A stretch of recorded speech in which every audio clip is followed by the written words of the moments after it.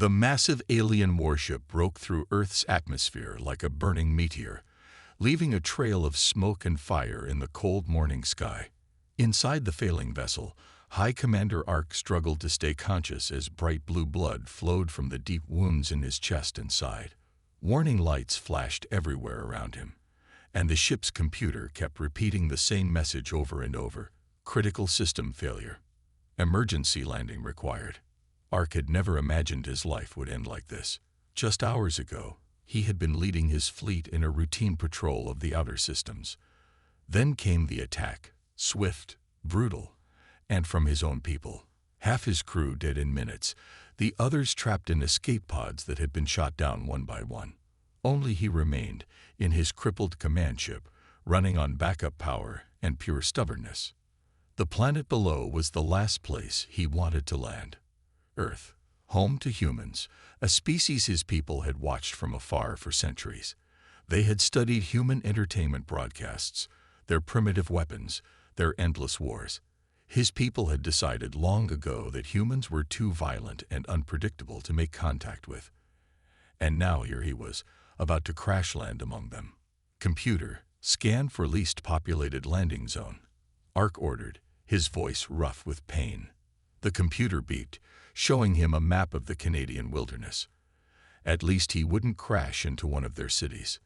The ship dove deeper, trees becoming visible below. Ark tried to slow the descent, but most systems were dead. The ground rushed up faster and faster. He braced himself, remembering his training from years ago. Computer, send emergency beacon, he commanded. The computer sparked and died. The impact came like a hammer blow from the gods themselves. Metal screamed as it tore apart. Trees snapped like twigs under the ship's massive weight. Ark felt himself thrown forward, then sideways, as the ship cartwheeled through the forest. His armor, designed to withstand the vacuum of space, cracked under the strain. More of his blue blood sprayed across the shattered control panel. When the ship finally stopped moving, silence fell like a heavy blanket. Ark lay in the wreckage of his command chair, barely able to move. Through the cracked viewport, he could see Earth's sun rising over the trees. The air was filled with smoke and the smell of burning metal. His tactical display, somehow still working, showed him the full extent of the damage. The ship was beyond repair. The emergency beacon was destroyed. His communication systems were dead. He tried to push himself up, but his body refused to respond. The wounds were too severe. His armor's medical systems had been damaged in the crash, and he could feel poison from the broken systems seeping into his blood. Without help, he would be dead within hours. Ark almost laughed at the irony. He, a high commander of the most advanced civilization in this arm of the galaxy, was going to die on a primitive world. His last moments would be spent among creatures his people considered barely more than clever animals. Perhaps this was karma, punishment for judging an entire species without ever meeting them. As his vision began to darken, Ark heard something moving outside the ship. Probably local wildlife, drawn by the crash. He hoped they would at least wait until he was dead before trying to eat him. The sounds grew closer. Voices, he realized.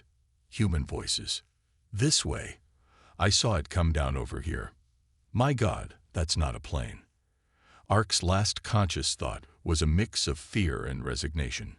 He had studied enough human history to know what they did to things they didn't understand.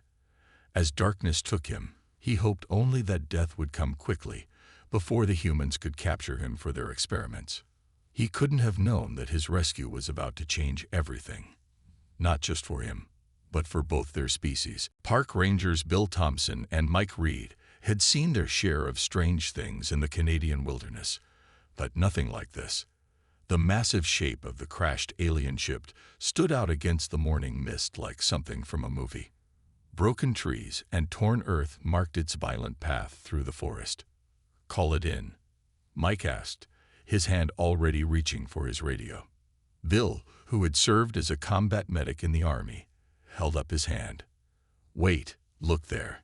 He pointed to movement inside the broken ship. Someone's alive in there. They approached carefully, stepping over twisted metal and still smoking debris. The ship's hull had split open like a broken egg, revealing what was clearly a control room of some kind. And there, slumped in a strange-looking chair, was a creature neither of them had ever seen before. "My God," Mike whispered. The alien was huge, easily 8 feet tall, with armor that seemed to be part of its scaled skin. Bright blue blood pooled beneath it, dripping steadily from several deep wounds. Bill's medical training kicked in immediately. "He's bleeding out. Doesn't matter what planet he's from. Nobody deserves to die alone in the woods." He turned to Mike. "Get the emergency kit from the truck. And call Doc Porter. Tell her to bring everything she's got." Mike hesitated for just a second, then nodded and ran back to their vehicle. Bill approached the wounded alien slowly, his hands raised to show he meant no harm. The creature's eyes flickered open, 3 of them, all a deep golden color, and focused on Bill with obvious fear. "Easy there, big guy," Bill said softly, using the same calm voice he'd used with wounded soldiers. "I'm here to help." He pointed to himself, then made a motion like wrapping a bandage. The alien watched him closely but didn't move, either from choice or inability. Mike returned with their medical supplies, and Doc Helen Porter arrived 20 minutes later in her old pickup truck. She took one look at their patient and switched straight into emergency mode, not even bothering to comment on the fact that she was treating an alien. "These wounds are deep," she said, examining the blue bleeding injuries. "Some kind of energy weapon, I guess. And look at this. His armor seems to be technological, but its damage might have been helping him stay alive." They worked through the morning, using their limited medical supplies in creative ways. The alien's anatomy was different from anything they'd seen, but some things were universal: stopping blood loss, preventing infection, managing pain. They used climbing ropes to move him carefully onto a makeshift stretcher, then carried him to an old hunting cabin nearby. By sunset, their patient was stable, resting on a reinforced bed in the cabin. Doc Porter had set up IV drips with universal plasma substitute, hoping it would work with his alien biology. The blue blood had finally stopped flowing, and his breathing seemed stronger. "What do we do now?" Mike asked, watching the alien sleep. "We help him," Bill said simply, "same as we'd do for anyone else who needed it." "The government," Mike started, "would turn him into a lab experiment." Doc Porter cut in. "Or worse. No, this stays between us. Every living being deserves a chance to heal in peace."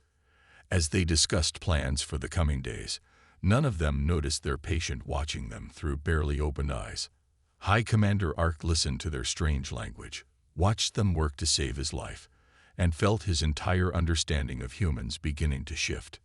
These primitives could have called their military, could have left him to die, could have done any number of terrible things. Instead, they had chosen to help, asking nothing in return. Perhaps he thought as sleep took him again, his people had been wrong about humans after all. High Commander Ark woke to the sound of rain hitting a wooden roof.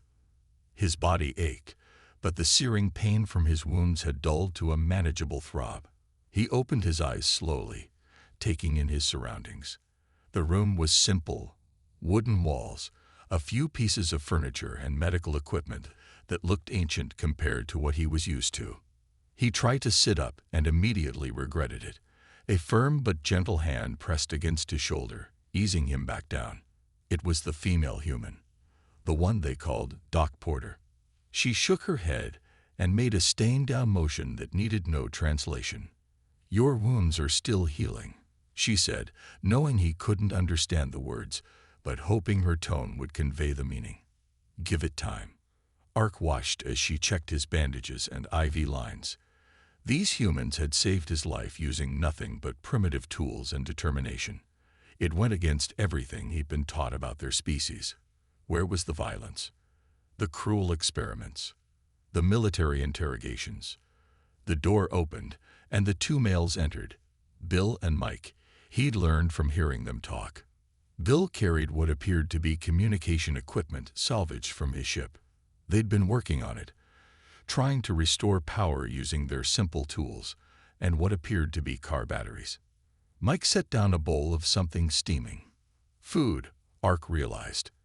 They'd figured out what he could eat by analyzing samples from his ship's storage compartment and had been preparing meals that matched those requirements. Such consideration from primitives was unexpected. Using hand gestures and drawings, Bill tried to explain what they'd discovered about his ship.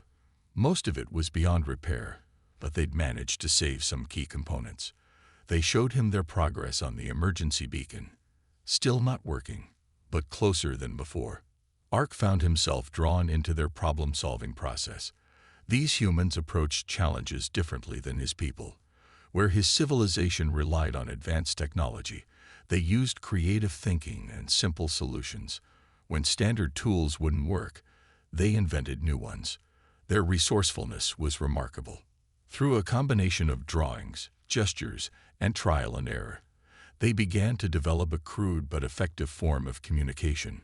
Ark learned that Bill had been a healer in something called the Army, just as Ark was a warrior. Mike was a protector of this forest, and Doc Porter helped the sick in nearby settlements. They were curious about him, but never pushed too hard for answers. When he showed signs of tiredness, they let him rest. When he seemed interested in their work, they included him. Their respect for his boundaries was surprising and touching. One afternoon, as rain poured outside, Ark used their makeshift communication system to ask the question that had been bothering him. Why help? Bill seemed to understand. He drew a simple picture, one stick figure helping another stand up. Then he pointed to the sky, then to the ground, then to all of them. The message was clear. It didn't matter where someone was from. Helping was what humans did. That night, as Ark lay awake listening to the rain, he thought about everything he'd learned. His people had judged humans based on their technology level, their scattered civilizations, their seeming disorganization, but they had missed something fundamental. These humans had something that no amount of advanced technology could replicate, an instinctive drive to help others, even at risk to themselves. A creativity born from working with limited resources, a strength that came not from weapons or ships, but from their ability to adapt and their willingness to show kindness to strangers, even alien ones who had thought them primitive. As sleep took him, Ark realized that his crash landing might have been the luckiest accident of his life. He was learning more about true civilization from these primitives than he had in all his years commanding starships. 1 week after the crash, Ark sat at the cabin's wooden table, watching Bill repair parts of his damaged communication device. His wounds were healing well, thanks to the human's constant care. But a new worry gnawed at him. His enemies would be looking for him, and these humans had no idea of the danger they were in. Using their growing system of drawings and gestures, Ark tried to explain the threat. He drew his ship, then other ships attacking it. Bill's face grew serious as he understood. The human turned to Mike and Doc Porter, speaking quickly in their language. "If they're looking for him," Mike said, pointing at the sky through the cabin window, "they'll find this place eventually. We need to be ready." Doc Porter was checking Ark's healing wounds when a sound made them all freeze. High above the trees, barely visible through the clouds, a dark shape moved across the sky. Ark recognized it immediately. A scout ship from the same fleet that had attacked him. His 3 eyes widened in alarm. Bill moved quickly, dousing all lights in the cabin. Mike grabbed their emergency packs. They had prepared for this possibility. But Ark surprised them all by standing up, moving faster than he had since the crash. He pointed urgently at his salvaged equipment, then made a gesture they'd learned meant danger. Through their makeshift communication, they understood. His damaged equipment was giving off a signal. That's how the enemy had found them. Working together in the dark, humans and alien rushed to disconnect power sources and disable anything that might broadcast their location. The scout ship made another pass, lower this time. They could hear its engines now. a deep thrumming that made the cabin's windows vibrate. Ark watched in amazement as his human friends moved with quiet efficiency. These people, whom his civilization had dismissed as primitives, showed remarkable calm in the face of advanced alien technology. Bill drew a quick map in the dirt on the cabin floor. He pointed to several locations, caves in the nearby hills, hidden valleys, places they could go, places where the forest canopy was too thick for sensors to penetrate. Their knowledge of the land might be their greatest advantage.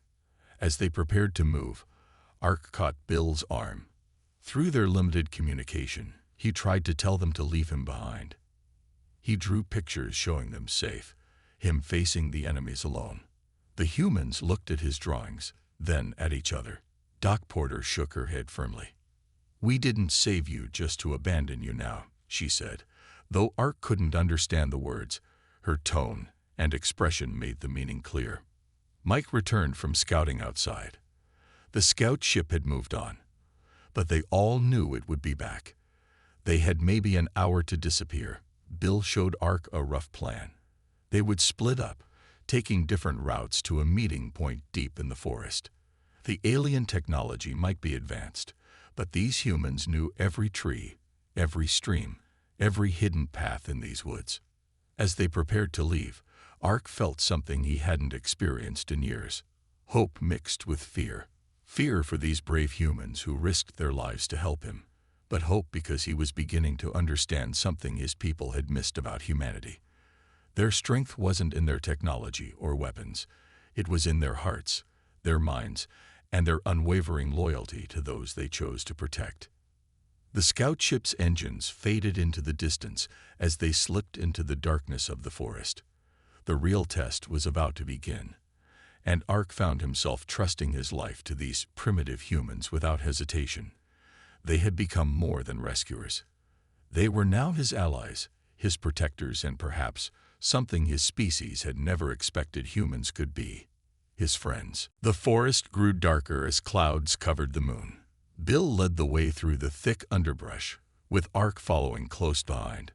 Despite his size, the alien commander moved quietly, copying the humans' careful movements. Behind them, Mike and Doc Porter covered their tracks, erasing signs of their passage.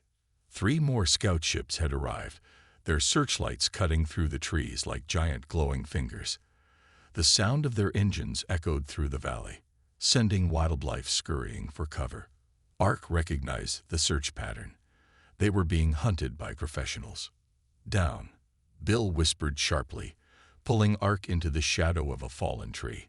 Seconds later, a beam of light swept over their hiding spot. Through gaps in the branches, they saw armed figures moving through the forest. They wore advanced armor similar to Ark's, but darker, built for stealth. Using hand signals, Bill directed everyone to stay absolutely still. These hunters had technology that could spot them from orbit, but they didn't know these woods. Mike had spent years studying how animals hide from thermal imaging while hunting, knowledge that was now keeping them alive. The hunters moved closer.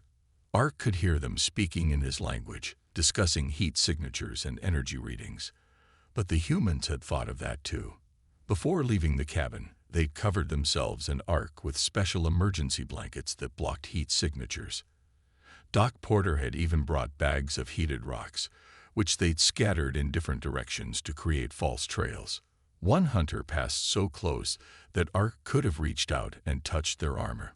The humans' simple tricks were working. The advanced sensors were being fooled by basic survival techniques that any human child learning to camp would know. Suddenly, a loud crash echoed from deeper in the forest, followed by angry shouting in Ark's language. Mike smiled slightly. The hunters had found one of his traps. Nothing deadly, just tangles of vine and local plants that would snare their feet and throw off their formation. The humans had set dozens of these simple traps during their retreat. The group of hunters moved toward the commotion, giving Bill's team a chance to move. They crawled through a shallow stream to hide their scent and heat signatures, then made their way toward higher ground. Doc Porter led them to a cave she knew, one that local bears used in winter. The mineral content in the rocks would help block scans. Inside the cave, they paused to rest. Ark watched as his human friends worked with quiet efficiency. Mike set up more tricks around the cave entrance, simple tripwires that would warn them of approach. Bill checked their supplies and Ark's healing wounds. Doc Porter studied a paper map, marking positions where they'd seen the hunters. Through their basic communication system, Ark expressed his amazement at their skills. These humans, with nothing but knowledge of their land and simple tools, were outmaneuvering warriors with technology centuries ahead of them. Bill smiled and drew in the dirt, a small mouse outsmarting a big cat.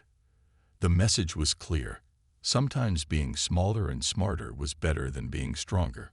Ark nodded, understanding more about humans with each passing hour. A distant explosion lit up the night sky.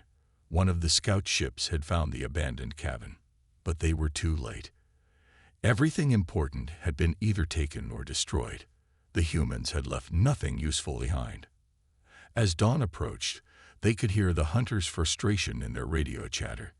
These primitive humans had completely disappeared with their high-value target, leaving the hunters chasing shadows and false trails through an endless forest.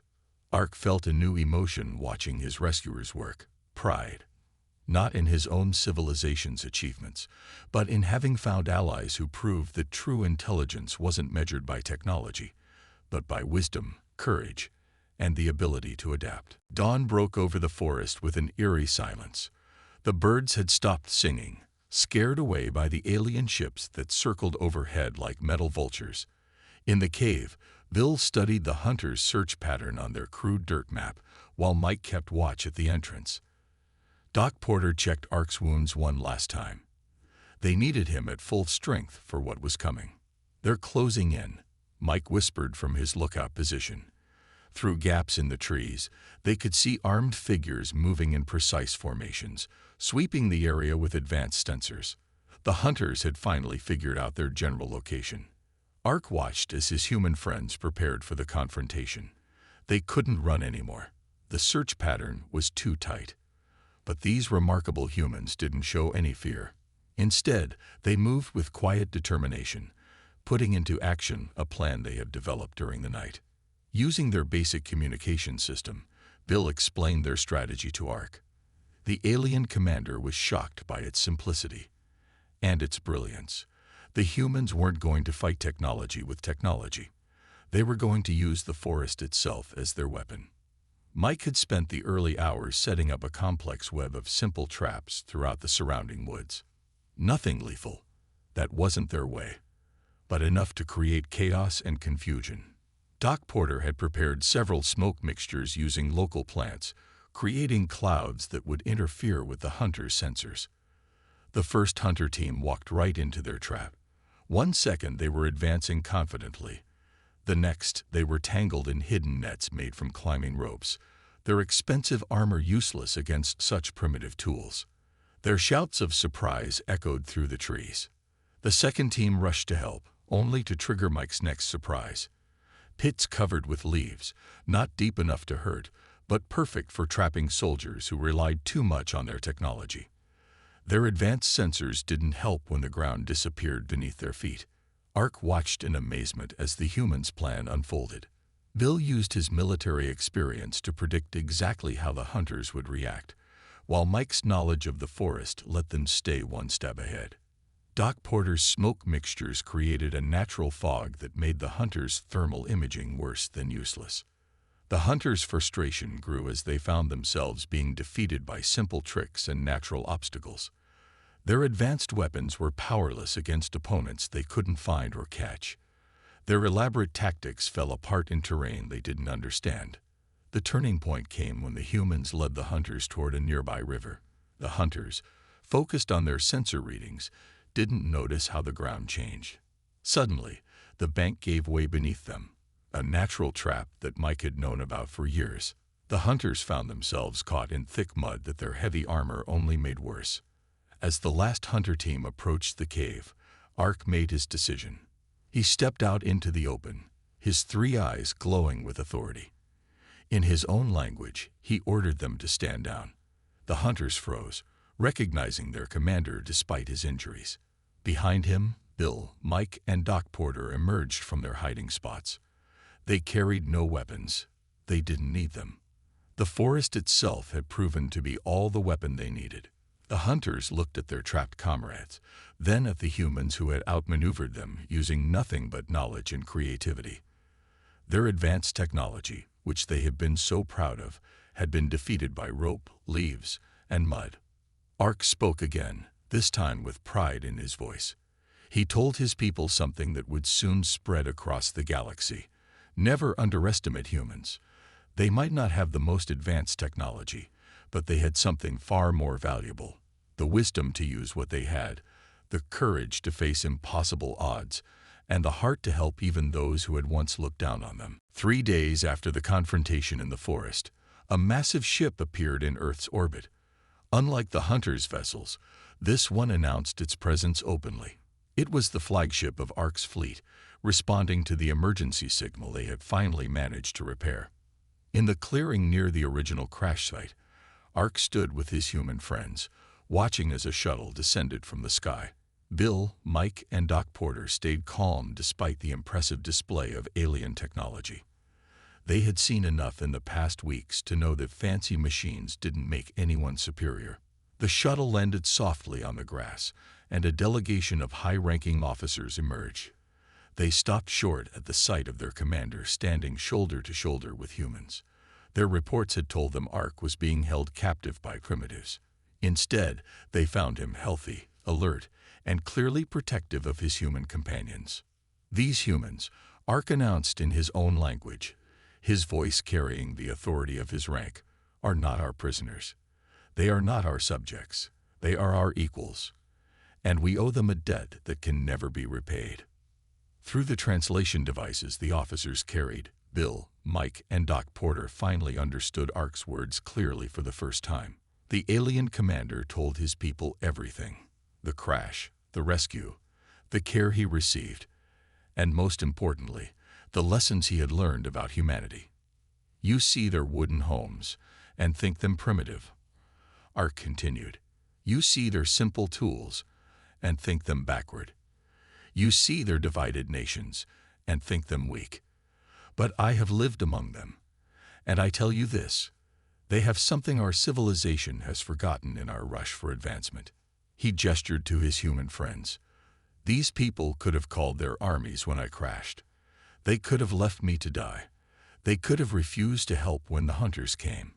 Instead, they risked everything to save an alien who had thought them beneath him. They showed wisdom our technology cannot match, and courage our weapons cannot defeat. The officers listened in stunned silence as Ark described how 3 humans with basic tools had outmaneuvered their best hunters. How knowledge passed down through generations had proven more valuable than sensors and computers. How the simple act of helping a stranger had opened the door to understanding between their species. From this day forward, Ark declared, Earth is under my personal protection. We will not interfere with their development. We will not show ourselves until they are ready. But we will watch and we will learn, because they have much to teach us about what truly matters in the universe. Before leaving, Ark turned to his human friends.